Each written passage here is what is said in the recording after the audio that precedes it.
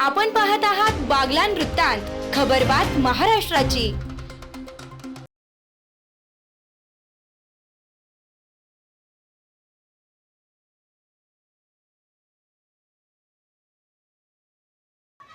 भौर फाट्याजवळ शॉर्ट सर्किटमुळे लागलेल्या आगीत एकविरा कृषी सेवा केंद्राचे मोठे आर्थिक नुकसान।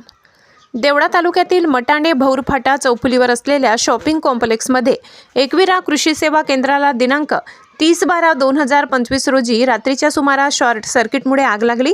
आजूबाजूचे शेतकरी थंडीच्या कडाक्यामुळे घरात झोपलेली होती।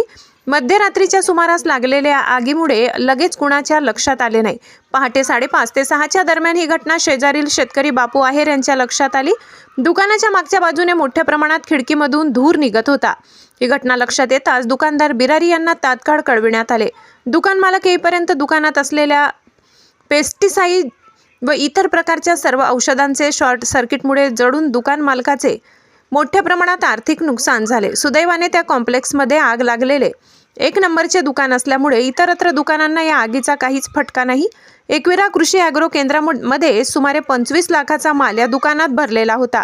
शॉर्ट सर्किटमुळे लागलेल्या आगीत सुमारे 10 लाखाचा माल जळून खाक झालाय, अशी माहिती माध्यमांशी बोलताना दुकान चालक बिरारी यांनी दिली। तालुका कृषी अधिकारी यांनी सदर दुकानाचा पंचनामा केला असून पुढील तपास सुरू आहे। बागलान वृत्तांतसाठी कार्यकारी संपादक मनोज वैद्य। एकविरा कृषी सेवा केंद्र बोरपाटा इथं आज रात्री 3 वाजता शॉर्ट सर्किट झाल्यामुळे अंदाजे 10 ते 15 लाखाचं नुकसान झालेलं आहे। माल होता 25-30 लाखाचा।